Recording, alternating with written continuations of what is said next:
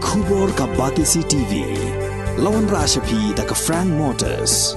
I am Tata Punch. Price starting at 5.80 lakhs. Ringkat bat ka net foodish. Ordar mapi ngin Wanrah amangi hakir dobiyeng jongpi. Thank you, Mr. Speaker, sir.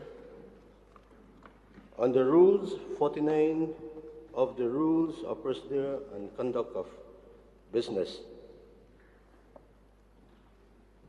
for discussion on a matter of urgent public importance which has appeared in the front page of one of the leading newspapers of Shillong, the Highland Post, dated 15 September 2022, under the caption, James has insulted tourists, Reverend Kharkongor. Mr. Speaker, sir, the Khasi Jaintia Christian Leaders Forum, President Reverend Edwin H. Kharkongor, said that the announcement in the Assembly by the Minister of Taxation has shocked church leaders and also hurt the sentiment of people who are against gambling.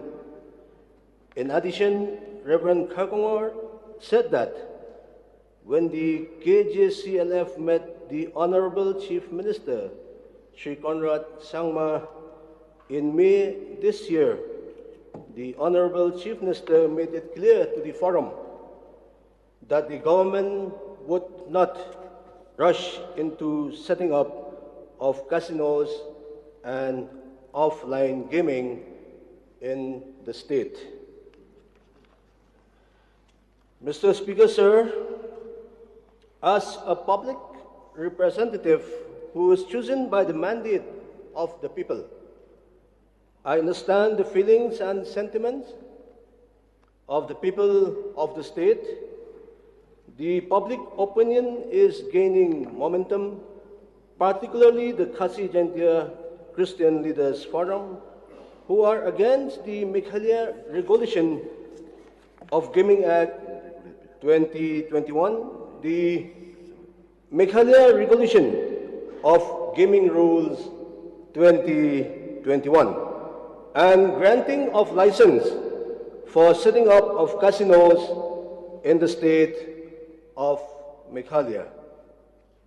Mr. Chairman, sir, it be mentioned that the people of our state expected the state government to act as a protector, a defender, and good leader in leading the state of Meghalaya. And it is expected that the government should formulate a good public policy, and as well as that, it should take utmost care of the public sentiment. Now, with the gaming in the name of gambling in the name of gaming is made legalized in the state of Meghalaya, the public are extremely saddened and unhappy with the public policy of the state government, right from the clans, the locality, the village administration, in the urban and rural areas, the committee, the elders of different religious bodies. This has spoiled the good relationship between the public and the government. Can we earn the trust of the public when the policy is stroke are wrong? Actually, the government should take the confidence of the public of the state while enacting new laws or implementing new policy. Mr. Chairman, sir, in this context, may I refer to the piece of legislation known as the Opium Law, initiated by the late Reverend J.J.M. Nichols Roy, that was passed in the Assam Legislative Council in 1927 to prevent sale of opium, which had cleansed the use of this dangerous intoxicant in the province of Assam at the time. In the same way, we should prevent gambling. We should prevent gambling addiction of the people by strengthening and give more power to the Meghalaya Prevention of Gambling Act 1970. Hence, in the greater interest of the public, I urge upon the government of the day to kindly repeal, abolish, and scrap the Meghalaya Regulation of Gaming Act 2021, the Meghalaya Regulation of Gaming Rules 2021, and to cancel all license for setting up of casinos in the state of Meghalaya. With these few words, I resume my seat, Mr. Chairman, sir. Thank you. Mr. Chairman, sir, at the very outset, I would like to thank Shri Ambor Malanyang, the Honorable MLA, who has moved this 0-hour notice under Rule 49A. Sir, allow me to, sir, just briefly go into the entire background of this entire regulation of gaming, the act that was passed by the Meghalaya government. Sir, as rightly mentioned by the Honorable Member, the purpose of this particular act was to regulate things. So what has been happening in our state is that for many, many years, different kinds of games connected to gambling have been taking place. And it's taking place throughout the state, sir. But there is no regulation or no rules to actually take care of them or to ensure that there is a proper legal regulatory framework. And hence, today, if this rule is not in place, then many different gaming zones or gaming areas can come up without any rules or laws to actually define what they should do and what they should not do. And it is precisely to ensure that our people are not affected and our youth are not, as you mentioned, get into the habit of gambling, that the rules specifically say that locals cannot play. What does that mean? That means that in any place, if there's a gambling or any kind of this activity going on, locals will not be allowed to be playing, which is exactly what you said, that we must prevent and protect our youth from getting into it. So as of now, if we scrap this, then our youth can play. Our youth can go into these gaming zones. Some will pop up here, there. There will be no regulation on how they function, how they will not function. So the purpose is exactly what the Honorable Member has mentioned, and I wanted to clarify that. So in the absence of these rules, our local boys and girls may be able to play in this different kind of gaming zones. And these rules prevent locals from playing. And that is where the prevention and protection of our youth comes in. If this is scrapped, then our youth will be free to go and play in these places. So hence, sir, this regulation was meant from that purpose. Number two, sir, there was a move, an intention to gain more revenue. So in the last many sessions, we have seen that different revenue sources, especially from our mining department and other departments, have drastically gone down. Where there was a time when we used to earn close to 600, 700 crores in terms of royalty. Today, those numbers are down to 100. And expenditures are only growing. And hence, there was a thought that tomorrow, if we have to build more schools, if we have to build more hospitals, if we have to recruit more, employ and give more employment to our people, if we have to pay the different teachers, even though they're ad hoc, non-government teachers, but the demands are there, as Honorable Minister was answering that time, that 1,500 crores plus we spend on different grant and aids given to different schools. This all requires money. And hence, was there a way to balance the entire process where we would ensure that revenue, maybe even up to 4 to 5 to 600 crores with the license as well as with the taxation of GST, was what we expected that these kind of revenue could give us. So hence, we had to raise revenue and look at opportunities. But we also realized as a government, we need to protect our people from the different activities. And hence, we thought that we should have gaming zones which are far away from the core of the state, far away from the capital, in areas which are at the border areas, and somewhere that will make feasible sense for us to have these kind of activities and different kind of gaming zones, so that our people are not nowhere close to it. We have rules in place to ensure that locals cannot play. And hence, we thought that it would be a win-win situation for the state, where we would be able to bring up about 500-600 crores of revenue, and at the same time protect our people and not allow our people to be there, and hence protect the overall interests of the state and especially of the youth. So with that intention, we had processed and tried to move forward in this line. And accordingly, in different stages, all the way from January of this year, almost close to 8 people have applied for these licenses. And then the due process of going into the background, different activities, requires quite a lot of exercise to be done. This entire exercise was done. Once this exercise was done, and as the information was going out to the public, there was no specific mention to me or no voice that was raised specifically by anybody, and the process was going on. So we as a government thought that the whole logic with which we are going forward is something that is seeing a general acceptability.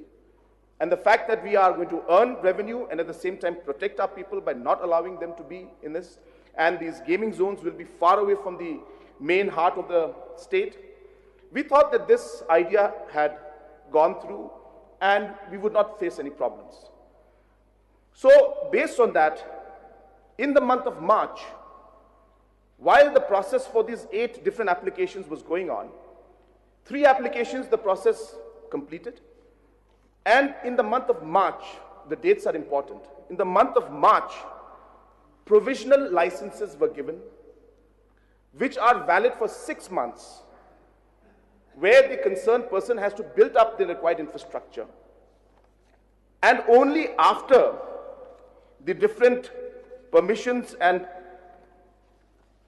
provisions are followed and permissions are given and different processes are done, then the NOC is given from the department and the government side, and only then a full-fledged license is given. And if within 6 months the person does not complete the requirements, this provisional license lapses. This is the provisions. Now this was in March. While these 3 provisional licenses were given in March, the process continued, and slowly and steadily stakeholders started meeting me. The church forum met me in the month of May. After that, some NGOs from Riboy met me this month.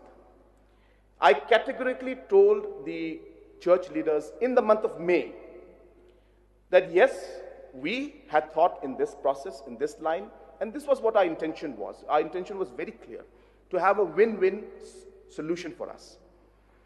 And hence we moved forward, and we were reaching this place up to May. And when the church leaders met me in May, I realized that there was a concern. They felt that this should not move forward because people of the state need to be sensitized, we need to discuss, people need to be made aware, people are worried that Shillong will turn into Las Vegas and there'll be different kind of activities, so people are concerned. I informed them that there was never an intention to bring this to Shillong, never an intention to bring it even this side of Burnie Hut Bridge, and we were looking at really purely a commercial side where we would be able to gather the revenue and at the same time protect our people. And even in that areas beyond there, which is close to Guwahati, even if our people wanted to play, they would not be allowed to enter. So I explained all of these things, but still the church leaders felt that no, they should not proceed. We have concerns. And hence, in May, I told the church leaders that from this time onwards, we will not proceed with anything further. So from that point, all the rest of the 5 applications, and maybe more have come in by that time, but the records with me are only 8, and so 3, which were done in in March. From that point, from May, no further licenses, provisional licenses were given, based on my commitment that I gave to the church leaders, that now that you have told me this, I will put a stop to it, which I did. And I told them that there's no question of going further ahead in this without consulting, and without engaging, and without taking the stakeholders on board. So I was very clear on that. In the similar lines, when we met the NGO and different stakeholders this month, I told them the same thing, that I have already committed to the church and to the different leaders that this matter and the concerns, only after we are addressing those concerns, we take everybody on board, we will decide the future course of action. Till then, I will put a stop to it. And hence, from that time, from May till this month, September and beyond, we have not done any other step forward, except those provisional licenses which were given in March, way before, 2 months before this forum had met me in the month of May. So what I'm trying to tell, sir, through you to the honorable member and the other members in the House, that my statement stands, my commitment stands. I have always made it very clear that we are here to work with the people of the state. Yes, we have our ideas, we have our ways in which we would like to gain revenue and serve the people, do different development programs. But obviously, if there's a concern that the people raise, it is the duty of the leaders and the government to listen. And we have done that in many forums, sir. It's not just this.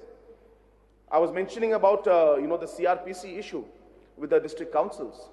I would like to inform the House that when district councils came to us and mentioned about this issue, we have, we have deferred the agenda more than, 3 times in the cabinet, because we thought that we should engage with the councils, explain to them what the issue is, and make them understand that in no way will this infringe into the powers of the district council courts, because they are protected by the constitution. But they had concerns. We wanted, as a cabinet, we could have bulldozed. But that's not the way we would like to work. Not only that, even after deferring it 3 times and having official, unofficial discussions, at my level, I called the district councils twice. Explained to them once, they were quite satisfied. They came back again, they said, no, we have more concerns. So I sat a second time with them. And again, we had detailed discussion. And now still they are going through the details of what we explained, and they're more or less seeing the logic in which what we are going forward. And I'm very sure and hopeful that through this dialogue and engagement, we will find a way forward. And I keep mentioning to everybody that as a government and as a chief minister, I never believe in fighting from a position. Yes and no, it can never work. We have to always negotiate and talk on issues.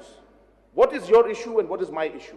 Can we find a way where we can address all the issues and yet move forward? Do my concerns and your concerns, can it be addressed?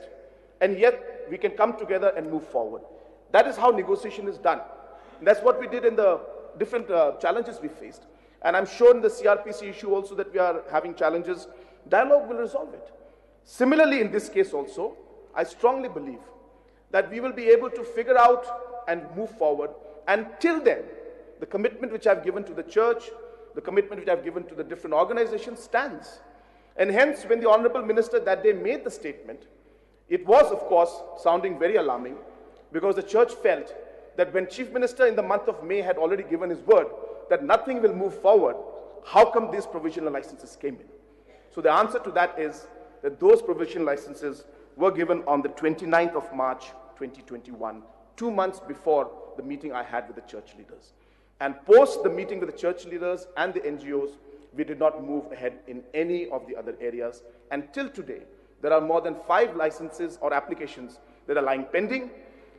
Regarding the individual areas and the lands which they may have, those are private property. They could put up a nice building there, they could start a swimming pool, they can have anything that's within a private property. But starting a gaming zone and starting any kind of other activity related to gaming will have to be done with the permission and with the license of the state government. Hence, I would like to assure the honorable member and the House that these were the different clarifications that were necessary, and we understand the concerns which are very, very genuine, and we know that we need to move very carefully. We need to ensure that we engage and discuss with stakeholders, which is how we have always believed in running this government, is by engaging with people and not by confrontation, because we have always believed that through dialogue and discussion, we can resolve issues. And if there are certain issues which cannot be resolved, well, we'll keep discussing. There is no problem. Today also we discussed about the railways. When I discussed with the Honorable Minister, Government of India, about the railways, I told him that we are here and our people have genuine concerns. So we cannot just simply bulldoze. We need to understand both sides and try to find out if there is a solution that can bring, and the concerns of the Government of India, Government of Meghalaya, and the concerns of organizations, can we somewhere find a path that will take care of these concerns and move forward. So in multiple situations, this government has given an example of how we will always work with the confidence of the people of our state. And even in an issue like this, let me assure the House and all the members and all the church leaders through you and through this House, that in the month of May, the commitment that I had given to them stands. We will engage and only then decide on the way forward. Until then, we have clearly given instructions that nothing else will move forward. So with these few words, sir, and the clarification, and I hope that I have been able to satisfy the concerns of the honorable member, I would like to resume my seat. Thank you, sir.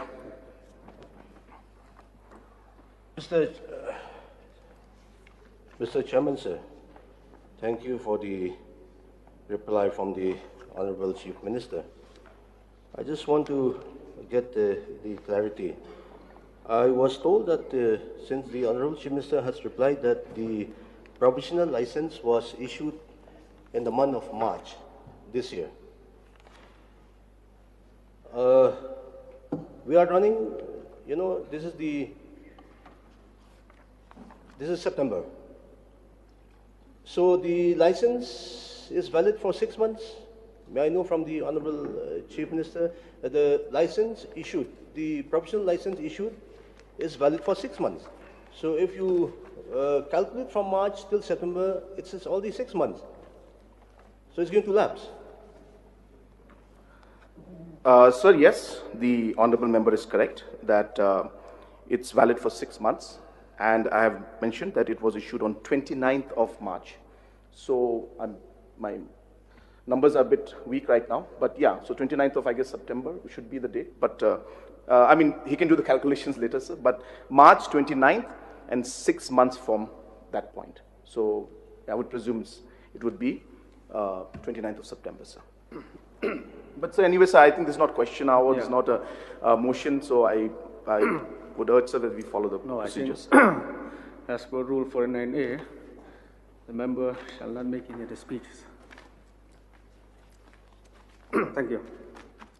Since 2014, our country has been plagued by divisive forces. TMC is in Meghalaya with the mission to empower the people, uphold the ethnic cultures and traditions, celebrate the sacred land. To oust the proxy BJP government from Meghalaya, be the change, support TMC by calling on 96877 96877.